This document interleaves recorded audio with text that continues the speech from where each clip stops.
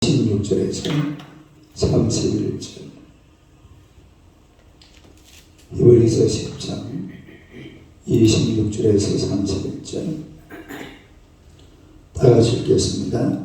우리가 진리를 아는 지식을 받은 후 칭짓죄를 범한 자 다시 속지 않은 제사가 없고 오직 무슨 마음으로 심판을 기다리는 것과 되어져가는 자를 태울 맹렬한 불만이 있으리라. 모세의 법을 폐한 자도 두세 절로 말미암아 불쌍의 힘을 받지 못하고 죽었거든. 하물며 하나님의 아들을 짓밟고 자기를 거룩하게 한 언약의 피를 부정하는 것으로 여기고 은혜의 성령을 욕되게 하는 자가 당연히 받을 형벌은 얼마나 더 무겁겠느냐 너희는 생각하라. 원수가 한 것이 내게 있으니 내가 갚으려 하시고 또다시 주께서 그의 백성을 심판하리라 말씀하신 것은 우리가 아노니 살아계신 하나님의 손에 빠져 들어가는 것이 무서울지언정. 할렐루야. 인사하겠습니다. 오늘도 참으로 좋은 날입니다. 좋은 일을 날 줄로 믿습니다. 할렐루야. 오늘의 말씀은 하나님과 원수가 되지 말라. 하나님과 원수가 되지 말라.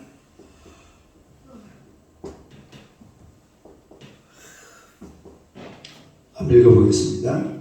하나님과 원수가 되지 말라. 첫째는 칭짓죄를 범하지 마라. 칭짓죄를 범하지 말라. 짐집이라는 참 말을 잘 안 쓰는데 어떻게 그 어려운 단어를 쓰는데 고의로 짓는 죄. 이 말은 자원하다, 자원함으로 이런 뜻을 가지고 있죠.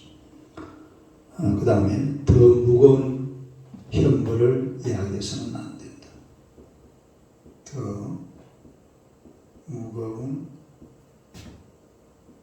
형벌을 이야기해서는 안 된다.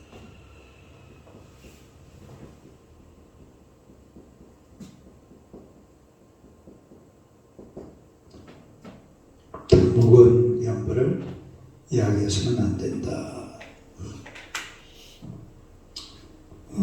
그 28절 한번 보세요. 28절 한번 읽어요. 시작. 모세의 법을 폐하는 자도 두세 절로 말미암아 불쌍히 여김을 받지 못하고 죽었거든. 이 모세의 법을 폐한 자들이 어떻게 됐다고 그랬죠?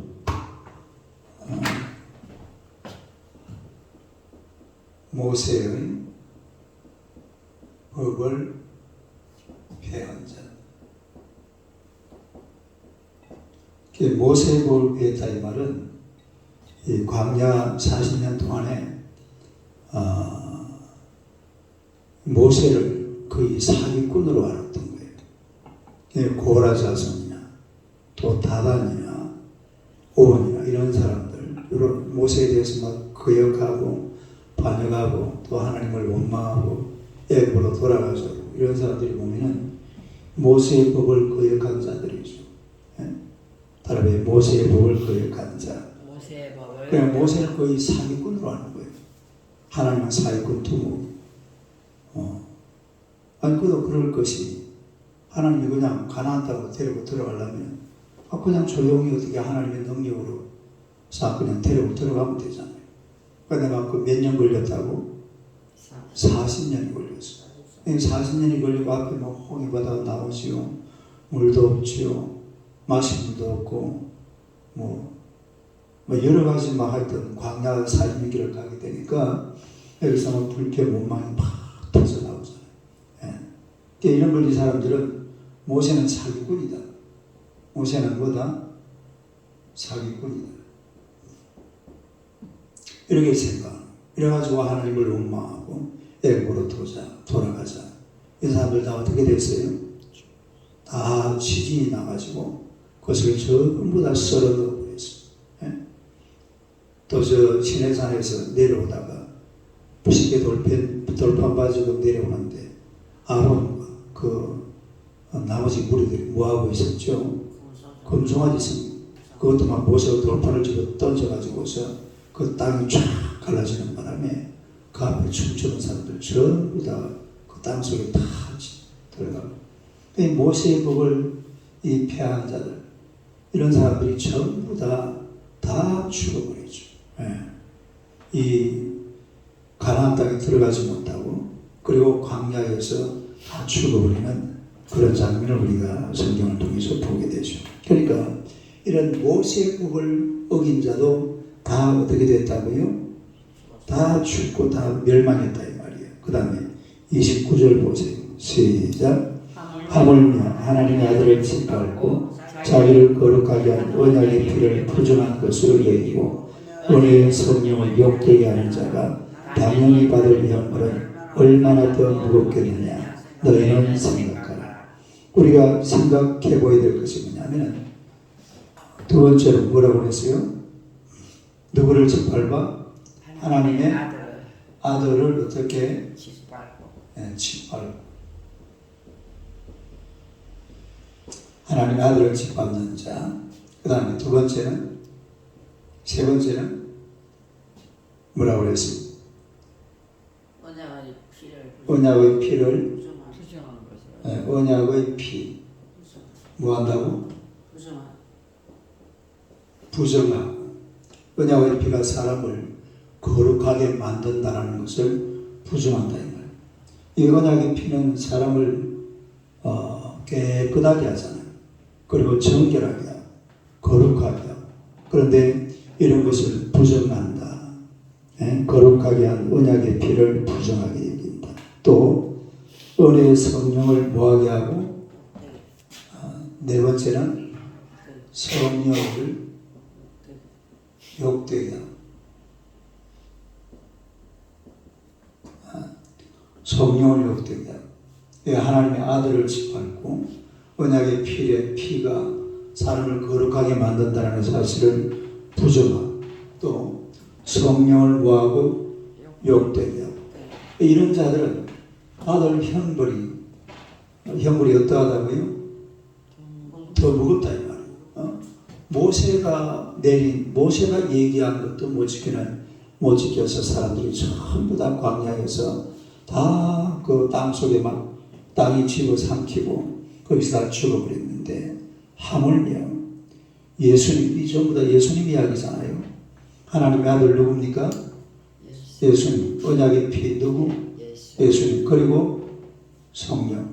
예수님을 부정하고 성령을 거역하는 가는 사람들은 더 무거운 형벌을 한번 생각을 해봐야 된다 이 말이죠. 29절 다시 읽어요. 시작. 하물며 하나님의 아들을 짓밟고 자기를 거룩하게 한 언약의 피를 부정한 것으로 여기고 은혜의 성령을 욕되게 하는 자가 당연히 받을 형벌은 얼마나 더 무겁겠느냐 너희는 생각하라. 그러니까 이런 것들을 어긴 이 죄가는 이 모세의 법을 어김보다 더 크다, 더 작다, 더 크다 이 말이야. 더 무서운 형벌이 임할 것이다. 너희는 그것을 생각해봐. 우리가 이거를 곰곰이 생각을 하면서 살아야 되는데, 사람들이 이런 걸 전혀 생각을 안 하고 삽니다. 생각하는 것이라고는 얼마나 돈을 많이 벌까, 그것만 생각하지, 이런 정말 귀중한 더 무거운 형벌을 예약해서는 안 된다, 그런 얘기입니다. 그래서 이런 사람들, 그러니까 하나님의 아들을 짓밟아버리고, 이제 이게 사실은 누구를 보고 하는 이야기냐면, 지금 항상 우리가 성경을 읽으면서 그 시대적인 배경을 생각을 해야 되죠. 누구예요? 히브리 그리스도입니다. 그래야 유대 그리스도인들이죠.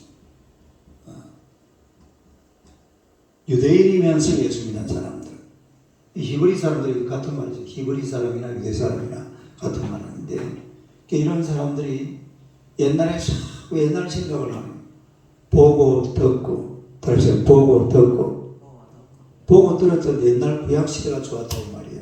그래서 1장 보세요. 여기서 1장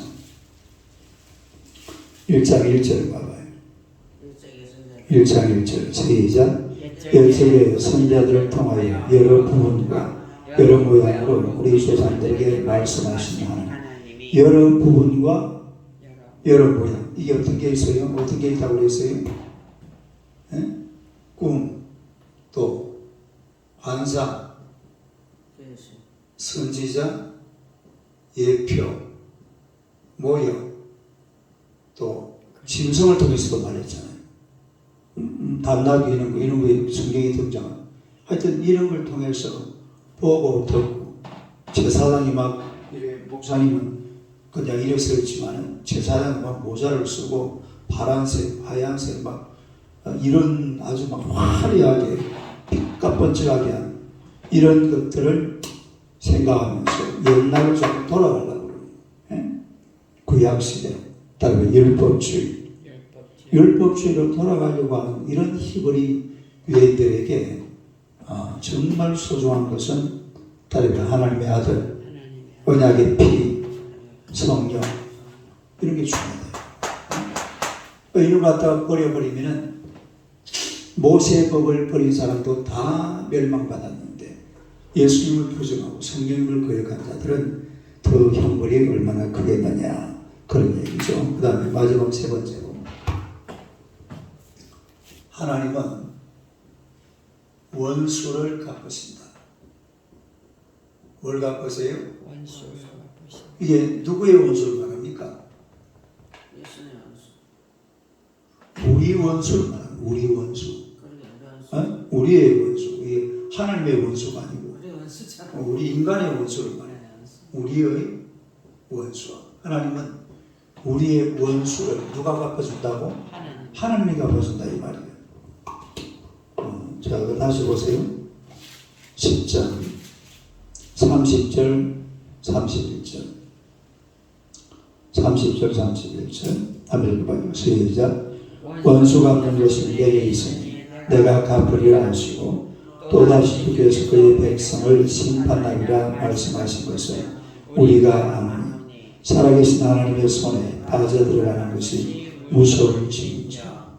그러니까 우리의 원수를 누가 갚아준다고요? 하나님이 갚아준다. 그러니까 하나님의 손에 빠져들어가지 마라. 그 마지막 절 보세요. 31절. 아멘. 시작. 살아계신 하나님의 손에 빠져들어가는 것이 무서울지니라. 이 말이 무슨 말입니까? 하나님의 원수 갚는 그 손에 빠져들어가는 것이 얼마나 두렵다 이 말이에요. 하나님께서 원수를 갚으면 그 형벌의 참혹함을 사람이 말로 당할 수가 없습니다. 아수르 그 대군들 보세요. 히스기야 시절에 산네립이 아수르 대군 얼마를 끌고 왔죠? 18만 5천을 끌고 이스라엘을 유다를 잡아먹으려고 왔는데 이 산네립의 군대를 하나님께서 천사들 보내가지고 며칠 만에 하룻밤에 히스기야가 그날 언제인지 요 항공무사 딱 가지고 이거 가지고 성전에 올라갔잖아요. 성전에 하나님 이거 보세요. 여러분들 이거 보고 다 항복하려고 하는데 우리가 항복하려고 하면 하나님의 명예가 땅에 완전히 떨어져 버립니다. 그 말도 안 되죠. 이거 어떻게 하면 좋겠습니까? 이래가지고 했더니만 세상에 그날 밤에 얼마나 18만 5천 명이 다 썰어버렸어요. 그리고 그 도망가던 대장도 다른 놈한테 잡혀가서 죽어버리고 산일도 이게 하나님의 원수 갚는 거거든요. 다른 하나님의 원수 갚는 일. 그 다시 보세요. 31절. 아멘. 시작. 살아계신 하나님의 손에 빠져들어가는 것이 하나님의 손에 빠져들어가는 것이 얼마나 무서워요. 여러분 지금 보세요. 저 힌두교라든지 불교 또 무슨 이슬람 이런 게 보면은 하나님께서 하나님의 원수, 하나님의 원수, 하나님이 제일 싫어하는 게 뭡니까? 하나님이 제일 싫어하는 게 뭐예요? 우상숭배입니다. 우상숭배. 다리로 우상숭배. 그 우상숭배를 빨리 없애버려야 되는데 우리나라는 참 복을 받은 게 우리나라도 사실은 우상숭배하는 나라잖아요. 그런데 막 우상숭배하는 걸 갖다가 다 그냥 무시해버리고 지금은 대한민국 교회 나라거든. 하나님의 나라거든. 이러니까 복을 받은 줄로 믿습니다. 우상숭배와 판을처럼 저 불교, 힌두교, 이슬람 뭐 살아갈 길이 안 보여요.